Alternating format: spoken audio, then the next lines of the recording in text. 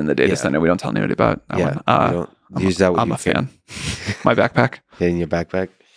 You think that's possible to have a switch? You think? I mean, actually, more seriously, more specifically about sort of rolling out of different systems.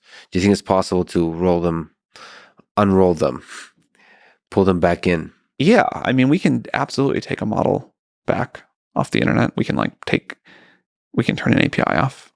Isn't that something you worry about? Like when you release it and millions of people are using it, and like you realize, holy crap, they're using it for, I don't know, worrying about all kinds of terrible use cases. We do worry about that a lot. I mean, we try to figure out.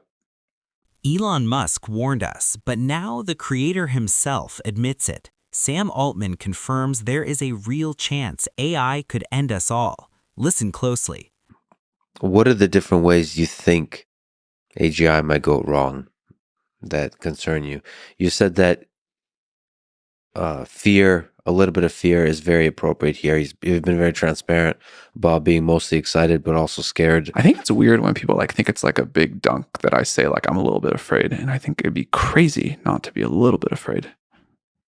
And I empathize with people who are a lot afraid. What do you think about that moment of a system becoming super intelligent? Do you think you would know? The current worries that I have are that there are going to be disinformation problems or economic shocks or something else at a level far beyond anything we're prepared for. And that doesn't require super intelligence. That doesn't require a super deep alignment problem and the machine waking up and trying to deceive us. And I don't think that gets enough attention. I mean, it's starting to get more, I guess. So these systems deployed at scale can shift the winds of geopolitics and so on. How would we know if, on Twitter, we were mostly having, LLMs direct the whatever's flowing through that hive mind? Yeah, on Twitter and then perhaps beyond. And then as on Twitter, so everywhere else eventually. Yeah, how would we know? My statement is we wouldn't. And that's a real danger. How do you prevent that danger? I think there's a lot of things you can try. But at this point, it is a certainty. There are soon going to be a lot of capable open source LLMs with very few to no safety controls on them. And so you can try with regulatory approaches. You can try with using more powerful AIs to detect this stuff happening. I'd like us to start trying a lot of things very soon.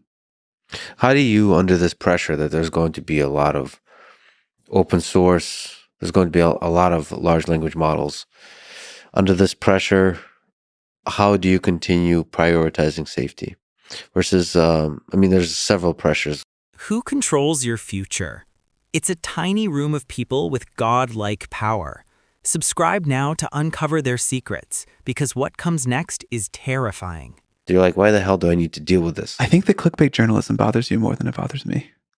No, I'm third person bothered. I appreciate that. I feel all right about it. Of all the things I lose sleep over, it's not high on the list. Because it's important. There's a handful of companies, a handful of folks that are really pushing this forward. They're amazing folks, and I don't want them to become cynical about the rest of the world. I think people at OpenAI feel the weight of responsibility of what we're doing. And yeah, it would be nice if journalists were nicer to us and Twitter trolls gave us more benefit of the doubt. But I think we have a lot of resolve in what we're doing and why and the importance of it. But I really would love, and I ask this of a lot of people, not just if cameras are rolling, any feedback you've got for how we can be doing better. We're in uncharted waters here. Talking to smart people is how we figure out what to do better. How do you take feedback? Do you take feedback from Twitter also? Because there's the waterfall. My Twitter is unreadable. Yeah. So sometimes I do. I can take a sample, a cup out of the waterfall. But I mostly take it from conversations like this. Speaking of feedback, somebody you know well, you've worked together closely on some of the ideas behind OpenAI is Elon Musk. You have agreed on a lot of things. You've disagreed on some things. What have been some interesting things you've agreed and disagreed on? Speaking of fun debate on Twitter. I think we agree on the magnitude of the downside. Think your job is safe? Think again. Sam stops sugarcoating the truth and reveals exactly which industries are about to disappear forever. Case of this uncertainty. And you're getting more nervous the more you use it, not less. Yes, I would have to say yes because I get better at using it. Mm-hmm. So Yeah, the learning curve is quite steep. Yeah. And then there's moments when you're like, oh, it generates a function beautifully. And you sit back, both proud like a parent, but almost like proud like and scared that this thing will be much smarter than me. Mm. Like both pride and sadness, almost like a melancholy feeling. But ultimately joy, I think, yeah. What kind of jobs do you think GPT language models would be better than humans at? Like full, like does the whole thing end to end better, not like what it's doing with you where it's helping you be maybe 10 times more productive. Those are both good questions. I would say they're equivalent to me because if I'm 10 times more productive, wouldn't that mean that there would be a need for much fewer programmers in the world? I think the world is going to find out that if you can have 10 times as much code at the same price, you can just use even more. You should write even more code. The world Better just needs code. way more code. It is true that a lot more could be digitized. There could be a lot more code and a lot more stuff. I think there's like a supply issue. Yeah. So in terms of really replace jobs, is that a worry for you? It is. I'm trying to think of like a big category that I believe can be massively impacted. I guess I would say customer service is a category that I could see there are just way fewer jobs relatively soon. I'm not even certain about that, but I could believe it. So like basic questions about when do I take this pill, if it's a drug company, or when I don't know why I went to that, but like how do I use this product? Like questions, Yeah. like how do I use Like this? whatever call center employees are doing now. Yeah, this is not work. Yeah, okay.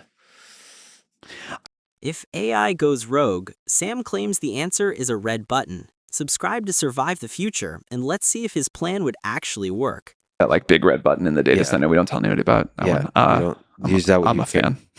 My backpack. In your backpack.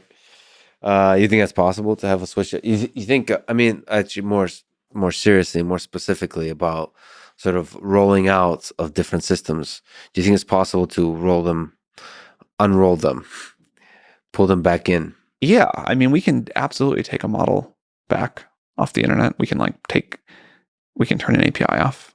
Isn't that something you worry about? Like when you release it and millions of people are using it, and like you realize, holy crap, they're using it for, I don't know, worrying about the like all kinds of terrible use cases. We do worry about that a lot. I mean, we try to figure out with as much red teaming and testing ahead of time as we do how to avoid a lot of those. But I can't emphasize enough how much the collective intelligence and creativity of the world will beat OpenAI and all of the red teamers we can hire. Yeah. So we put it out, but we put it out in a way we can make changes.